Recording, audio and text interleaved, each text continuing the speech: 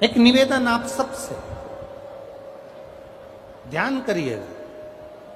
सब जगह भटक लिए,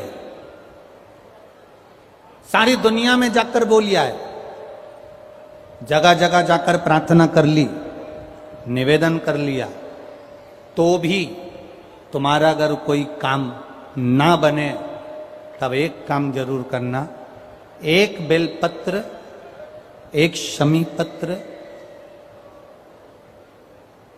एक कनेर का फूल देवाधिदेव महादेव को प्रत्येक प्रदोष के दिन शिवजी को जल चढ़ाकर समर्पित करना प्रारंभ कर दो।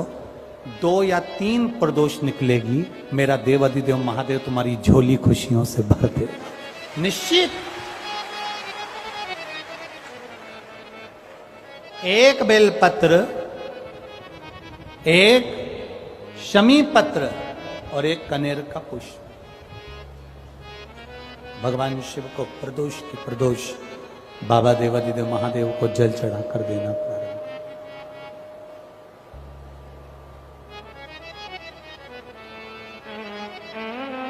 आप दीजिए, वो स्वीकार करेगा। विषम स्थिति में, विषम परिस्थिति में आपने सब दूर भटक लिए, सारी ऐसी कोई जगह नहीं जहां तुम नहीं गए। पत्रिका भी दिखाई, वास्तु भी कराया, सारा दुनिया का काम कराया, उसके बाद भी सुख की अनुभूति नहीं। तब देवाधिदेव महादेव की शरणागति पकड़ी। अपने भजन के बल को बढ़ाओ, राम नाम, कृष्ण नाम, शिव नाम, जो नाम तुम जपते हो उसको बढ़ाने का प्रयास करिए।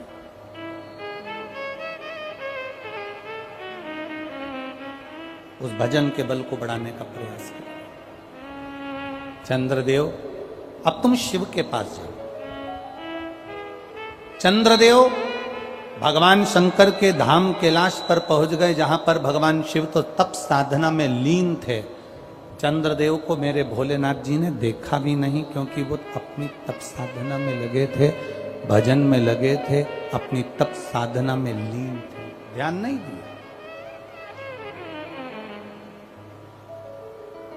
अब एक बात ध्यान रखेंगे, शिवजी का पशुपति व्रत करा, सोमवार का व्रत करा, प्रदोष का व्रत करा, सावन के सोमवार करे, उसके बाद भी भोलेनाथ जी नहीं सुने, तो ये मत सोचना कि मैं भोलेनाथ जी का पशुपति व्रत नहीं करूंगी, अब मैं सावन के व्रत नहीं करूंगी, अब मैं भगवान की पूजन नहीं करूंगी, अब मैं शंकर जी के मंदिर में जाकर 1 लोटा जल नहीं चढ़ाऊंगी।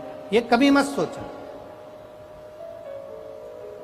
बल्कि ये सोचना कि मैंने जो आराधना करी, मैंने जो पूजन करी, मैंने जो व्रत करा, मैंने जो तप साधना करी, हो सकता है उसमें कोई कमी रह गई हो, इसलिए दूसरी बार करूंगी, तब मेरा महादेव मेरी मनोरथ पूर्ण जरूर करेगा। ये निश्चितता के साथ, एक प्रबल विश्वास के साथ, एक प्रबल भरोसे के साथ, एक प्रबल दृढ़ता के साथ मेरे को करना। चंद्रदेव को देवाधिदेव महादेव ने नहीं देखा,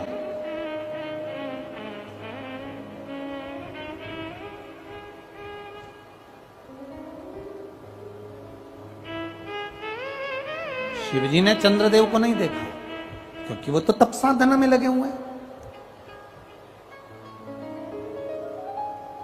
कोई तुमसे आकर कह दे कि शंकर भगवान को 50 किलो दूध चढ़ाओगे तो शंकर भगवान प्रसन्न होंगे, तो समझ लेना कि पक्का झूठ बोल रहा है। क्योंकि शिव महापुराण की कथा कहती है, गौ माता का एक छोटी सी चम्मच से भी आधा चम्मच, आधी चम्मच का भी आधा चम्मच, एक बूंद दूध भी गौ माता का, देसी गाय का जल में मिलाकर अगर शिवजी को समर्पित कर दोगे तो मेरा महादेव प्रसन्न हो जाता है। यह जरूरी नहीं कि 50 लीटर चढ़ाओगे, 100 लीटर चढ़ाओगे, 51 लीटर चढ़ाओगे, 108 लीटर चढ़ाओगे तो महादेव प्रसन्न होगा। ना ना ना, शंकर भगवान को रिझाने के लिए तुमको बहुत कीमती शिला की जरूरत नहीं पड़ती, भगवान शंकर को रिझाने के लिए बहुत कीमती पत्थर पाषाण की जरूरत नहीं पड़ती, भगवान शंकर को रिझाने के लिए सोने के आभूषण की जरूरत नहीं पड़ती, भगवान शंकर को रिझाने के लिए तो तुम किसी भी बगीचे की एक मुट्ठी मिट्टी को उठा लो, उसको उसन लो और उसका शिवलिंग बनाकर पूजन कर लो, मेरा महादेव 12 ज्योतिर्लिंग के बराबर स्वीकार कर लेता है।